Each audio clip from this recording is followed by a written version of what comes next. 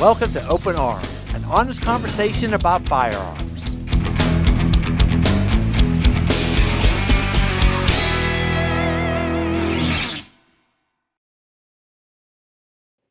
Hey everybody, I'm your host Brian Lockerman, and today I got back in the studio our NRA certified trainer Michael Cabrera.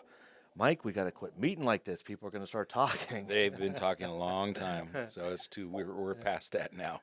Well, we got a really good show today because, Mike, we have a call in today. We have Brendan Souders from Range Project Group. Welcome aboard, Brendan. Hey, good morning. How you guys doing? We're doing fantastic over Doing here. well, thank you.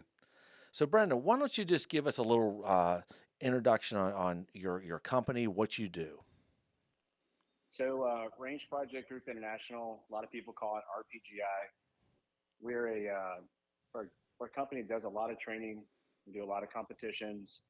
We travel internationally. We travel all over the States, but a lot of people get us wrong. They think we're in the gun business. We're actually in the people business. And we just go out, meet a lot of really good people, do knowledge transfer, host top-notch events, and really just make people feel good and have a great experience. That's fantastic. And that's kind of similar to what the show Open Arms is all about. We're not in the gun industry. We're in the industry to show people the importance of gun safety and bring back family values and also support our Second Amendment. Excellent. Brandon, I had a couple questions for you. When you say you do training, are you training civilian like contractors overseas, or are you just strictly in the business of providing tactical gun programs and shooting and competitions and things of that nature? So we do a lot of different things. We cater to people who have never ever touched a firearm before, to in the competition world, people who are grandmaster shooters. We have something for everybody. It isn't just one size fits all. I'm the kind of person that feels that competition shooting can make a tactical shooter way better. I'm actually a Sure. pretty good case study, and a couple of my friends that are here in the Panhandle could attest to that. Hmm. So we have a broad spectrum of things we do. From we just came off of a live fire shoot house CQB course out here in the Panhandle, where it was a semi-open enrollment course with military and law enforcement, and we had civilians sprinkled in there, where we're teaching these guys, home defense aspect with the one-man clear, and then the team-based CQB, which you would see, say on YouTube with some military guys or SWAT team operators. So we do that. We do competition shooting. We do a lot of competitive shooting training too. A lot of guys want to learn how to run the gun at the next match, or just learn about competitions in general, and just kind of trying to develop out in practical shooting. That's amazing. That's awesome. And you're finding probably that there is a big difference, right? Like you spoke earlier about having novice shooters, and then you get law enforcement operators, and then you get tier one guys all mixed in there. And it's really important because there is a big difference between those. I've never done competitive shooting, but I was an operator at a law enforcement agency here in Southern California. And I've always been intrigued by the competitive shooting, but I've never done that. And I know it's completely different than actually going into a house or going into a building or something like that. Well, it's a debatable topic that most people will, if they're a tactical guy or gal and they're not comfortable with shooting at a competition, they'll retreat back into, what they know. Like, hey, this is what I learned. This is gospel. This is what I learned at the academy, or this is what I learned at this CQB course, military guys Sure. Specifically.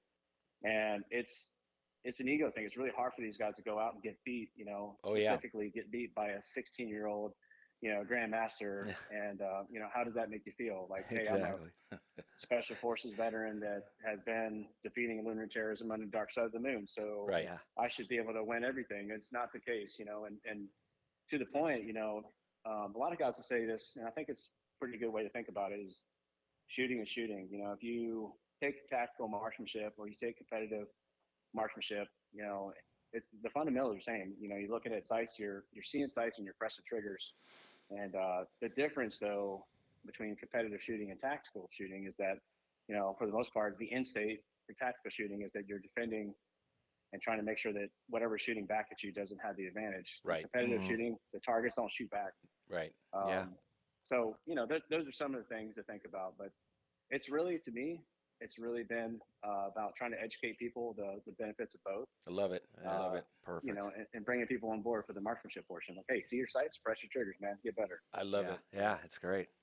Great concept. I think that what you're doing is a larger scale than what we're doing here. Our program is basically for it's for the basics, teaching novice or inexperienced people how to even just handle a weapon, even taking it out of the case at the range. And you're taking it one step or two steps further by showing these people how to engage the targets and shoot and get into competitive shooting, which is fun, and I love to watch it, but I've never taken that step to do that. And I really like what you've incorporated there, starting from the basics all the way up to competitive shooting. That's great. I wish you much success. Yeah, Thank you. absolutely. Appreciate that. Brendan, now do you get people all across the United States signing up for your classes, or is it very local? So in the beginning, guys, I started with the Honda Civic with a blue tent jammed up in the back of my trunk with a handgun and a little range box and one steel Grizzly target. And I would show up and we would do a handgun class. It would be maybe one or two guys from, the Panhandle area. And, they, same thing like you guys said, they don't know how to take the gun out of the box or, Yeah. press a trigger and those Right. kinds of things. And then, we've grown, we moved our base of operations to a private facility in a place called Gaskin, Florida, where, it's 40 acres, very secluded. We have people coming from, South Florida, Georgia, Mississippi. Nice. My folks come down from the Carolinas. I had, I haven't really looked at all the different locations, but I know the Southeast has been good. We've been gaining ground there. And then I even got people from, other countries wanting to come in that are competitive shooters. They Sure. would like, Very a nice. touch up before they go to a big match. So we've made a pretty good name for ourselves, and it's been really based on, the guys and gals that I have in the team. And I'm very selective of who I allow stand in front of students and talk. Not big on the tough guy talk aspect. We treat people really good, and we have people that are repeat customers. So it's kind of like they keep coming back. It's like, hey, are you taking this class? Like, yeah, I want to take it again. You guys are cool. I'm like, oh, thanks. Right. Thank you That's guys, awesome. So, Brendan, where can people find you to actually sign up for your program?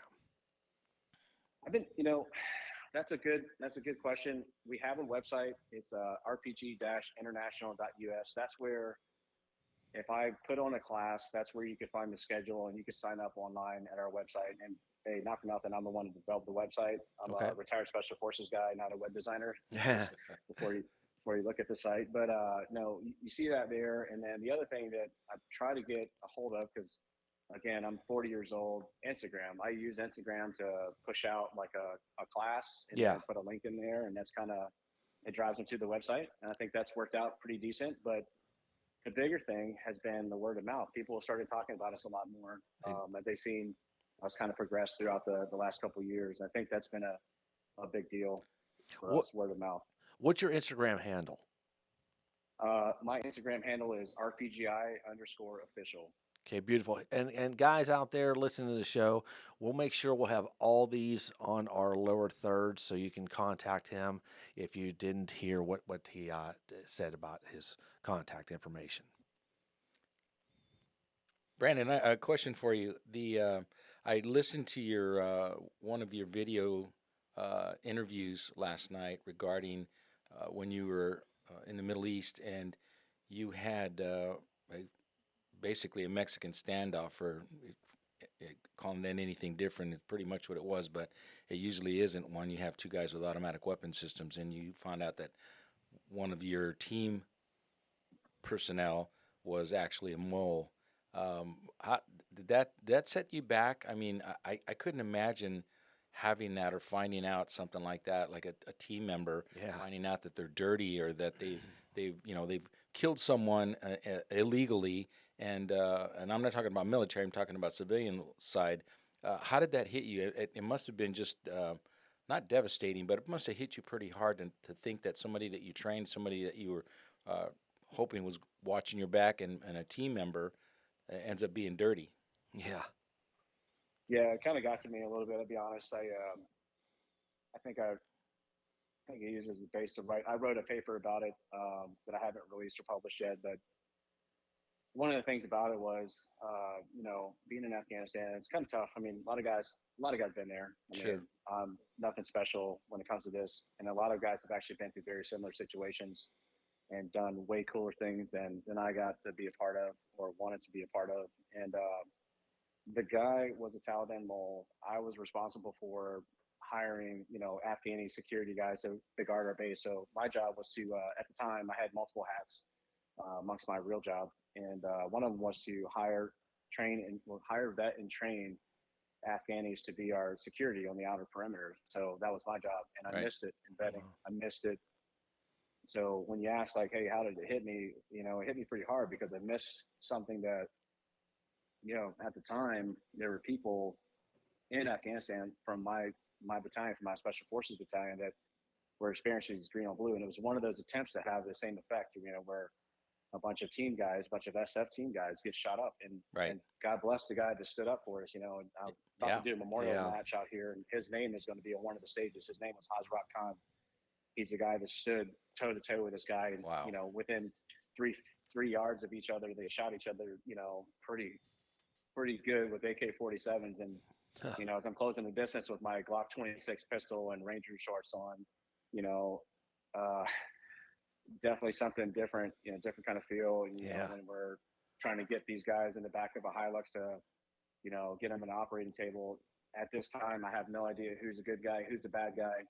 I just happen to have my hands I had my hands inside of the guy that was actually the good guy, and carried him to the operating table as he died. And that sucks, Yeah. and Mhm. very confusing for Yeah. me.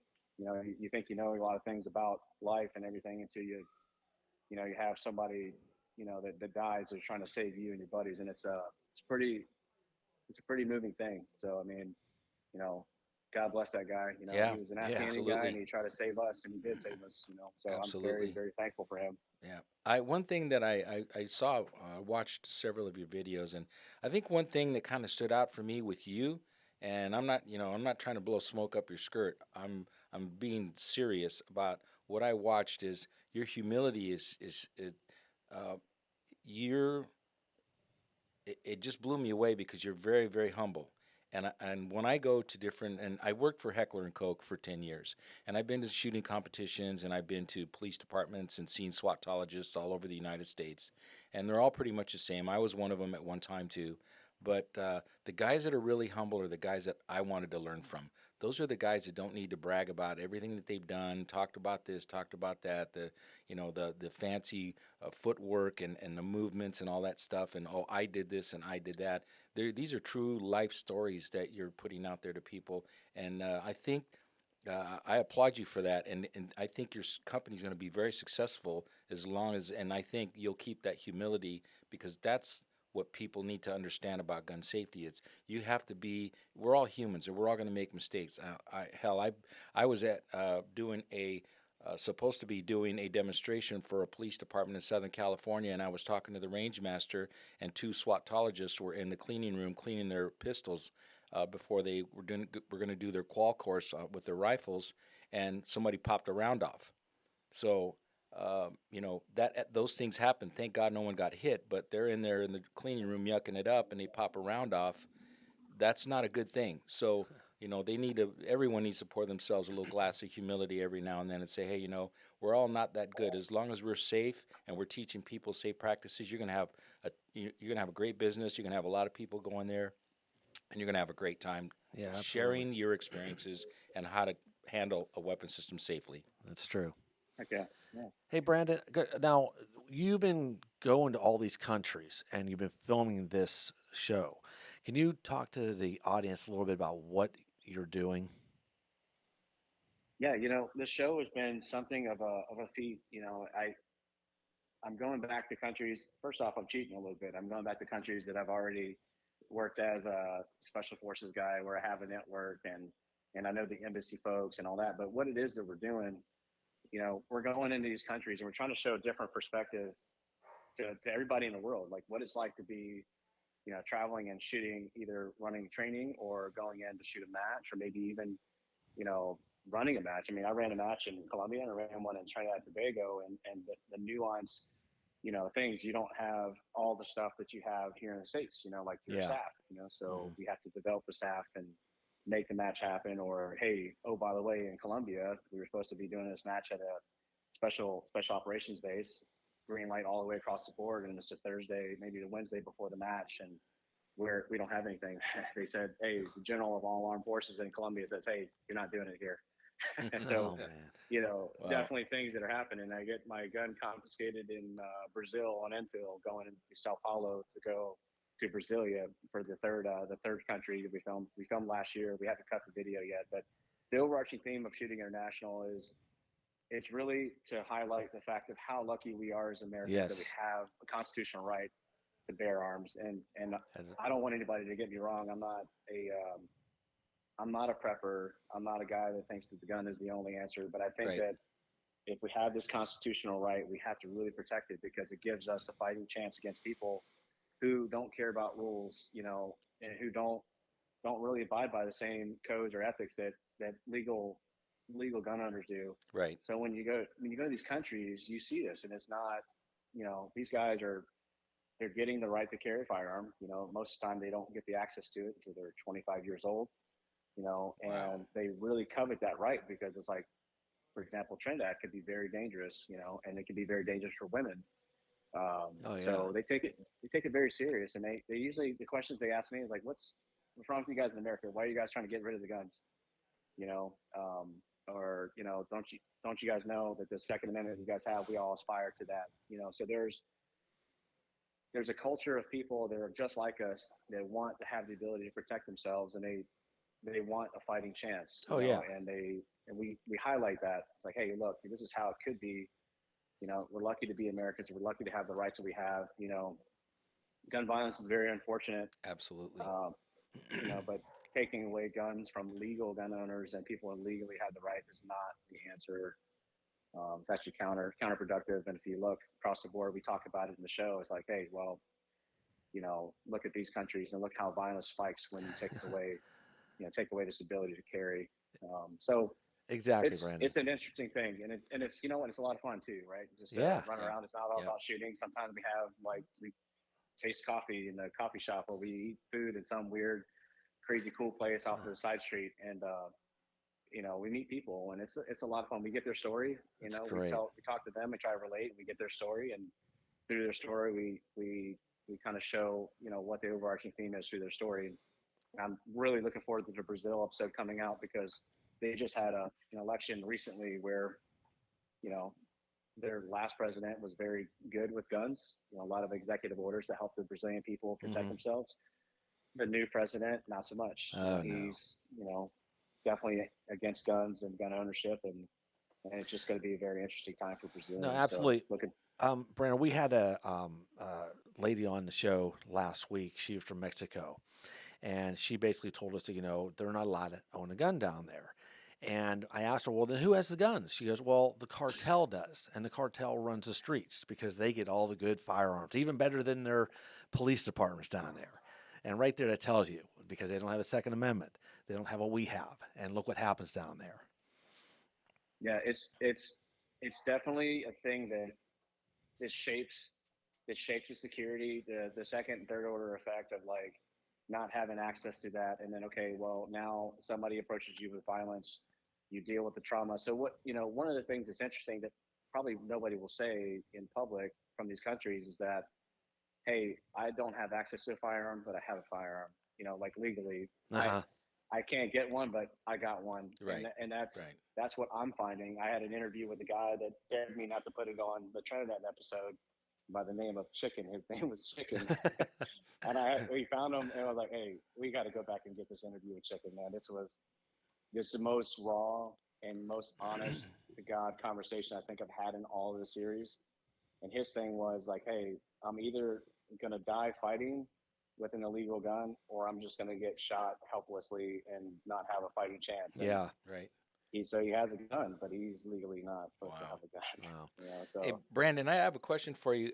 And these folks that you've been teaching in other countries, let's say Brazil, for example, what is the process for a civilian who's never owned a gun, What do they have to go through? Is it similar to what we go through here, in, say in California or any other state? I mean, is there a waiting process? How are their background checks conducted? Do you know or are familiar with any of that information from those Yeah, folks? of course. So a lot of times in these countries, and here's what they do. In these countries, they usually have a minister of national defense or minister of defense kind of apparatus is set up there, like the Mm-hmm. military, for example. Think Department of Defense, U.S., right? So Okay. imagine if every time you wanted to do something with a gun, you had to go to DOD and mail the Pentagon a letter requesting that the process begins. So let's just walk this out a little bit. Okay. For the most part, Brazil, Colombia, and all these other places, they have some sort of apparatus like that where you get to a certain age, right? You get to a certain age as Mm-hmm. a civilian, and then you apply for this process. And normally that age is around 25. You Okay. apply for the process. It's normally about a year long. You go Wow. through Hmm.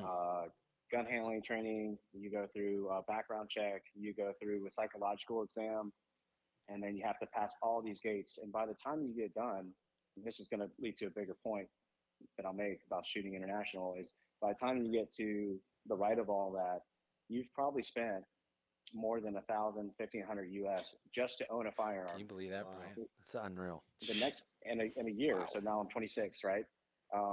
And then let's go buy the firearm. So a Glock 19 in Colombia costs right around 3,000 US. Oh, Wow. oh man. Right?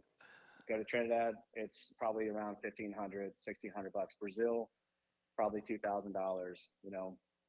And it's very interesting because what they're doing is they're taking that price that they're getting and then they're adding value added tax or their import fees and all these things. Right. And Right. it's a racket. And I think it's really bad what they do when they do that. I think and what it does is, here's what it does. And this is kind of the bigger point. It's very, very rare to find somebody that's an everyday shooter that goes to the range and planks, at your average shooting range here in America. That person doesn't really exist Yeah. out there in these countries because the wealthy and the privileged are the guys and gals who actually get access to this. You have to be at least middle class or higher, or at least upper middle class in some of these countries or higher, or know somebody. So these are people that, have a lot, or they're, military law enforcement. Right. But the bigger point is like people who are doing this very, very often, they're, wealthy business owners, or, they have a lot, and that's kind of the theme. There are some guys kind of like everyday guys, but that's very rare. It's so rare, and it's just not affordable. It's not attainable, it's not attainable in most countries. It's not like here. It's very Yeah, different. exactly. I mean, that's why we feel very privileged to live here. That's for sure. Yeah, I can imagine how tough it is for the average citizen there in Brazil. I mean, the dollar, they're very poor there, so they don't have the ability to go out and go to a gun store and buy a gun unless they steal it or come across it somehow illegally.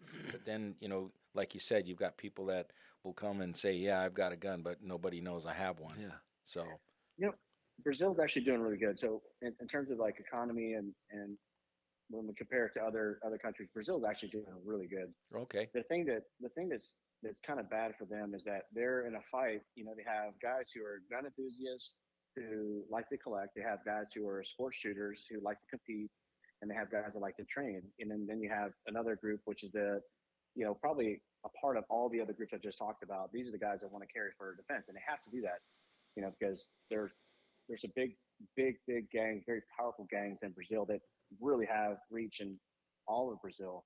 And you guys, if you went to Brazil, you would be like, wow, this is such a beautiful place. It's a great country, and they're great people. I want to make sure that everybody hears that. Don't Sure. avoid going to Brazil. It's an awesome place, or Trinidad or Colombia. It's just that what it is like there's definitely a spot where it's like if the dollar amount is super high on something, it makes you choose, right? So do I choose to pay for my apartment, for a year, or do I buy this Glock 19? Yeah. yeah, Or, it's like, okay, well, I Yeah. want to live, so I guess I'm going to do this. And Right. that was explained to me in Colombia by a Colombian, they're like, hey, I'd rather live in my apartment for a year Right. versus having a handgun. And then one other step, so let's take it one other step in the legal section, which I hope we don't go there here. If you if you defend yourself and you actually kill the person trying to kill you, Right. in some of these countries, and I'm not sure, I think Brazil's better, but Colombia, let's just use Colombia as an example. In Colombia, there was a really, really well known doctor in Bogota that was getting robbed by some Venezuelan guys. There's a lot of that happening right now. Some Venezuelan guys that were trying to take this guy's wallet and his money and all that. And he defended himself. He shot and killed one of them. He has spent no less than $120,000 in lawyers' fees just to stay out of jail. Oh man. Just to stay out of jail. And he had, it was more than one person trying to attack and kill him. So I mean, a doctor, a well-known doctor in Bogota, that's what he's facing. So that sucks. It really does suck. Wow. I think. Well, Brandon, this is all great stuff, and Justin and I have watched your videos, and we really want to help support it, and we want to try to start working with you to get this show out there to the public, just like the Open Arms show as well. I think you're doing some amazing stuff, some wonderful stuff, and I really appreciate you coming on to our show today. Thank you guys for having me. No, absolutely. And any of you that are out there watching, please, if you're in the Florida area or you are anywhere close and are interested in doing some competitive shooting or first-time gun owners or some whatever you want to do, whatever you want to learn, I highly recommend that you get a hold of Brandon and take one of his courses, because I think that the more that you learn, especially the safety part of this, which is so important, we have to have responsible gun owners out there, because if we don't, it's going to make it that much easier to take that right away from us, and we don't want that. We want to keep what we have, and we want to fight to the end and not give it up. So practice safe gun ownership, and if you decide to take a course anywhere else, that should be the number one thing you look at, is how is this person presenting this information to me. Yeah, it's all cool and exciting, and we all want to hear stories, but when you got a person like Brandon and myself and what we teach, that starts out with a good, long, solid safety briefing and how to store, how to transport, how to clean, that's what's important to you. It's all the other stuff will come later, so take advantage of that. And Brandon, thanks for being on the show today. Appreciate it. Yeah, Brandon, give us one more time where people can contact you. So you guys can go to rpg-international.us, or you could visit us on Instagram at rpgi_official. Awesome. Okay. Everybody, seriously, if you're in that area or you want to contact Brandon, do so. It'd be worth your while. Well, Brandon, thank you again for being on our show today. I look forward to many more episodes with you, and I look forward to working with you in the future for sure. Brandon, God bless you. Thank you for everything that you've done for our country and everything you're doing for those good, solid shooters out there. Yes. Thank you, guys. You guys have a good one. You as well. You too. Everyone, that's our show for today. And remember, always remember, safety, family, and the Second Amendment. Have a blessed day. See you later.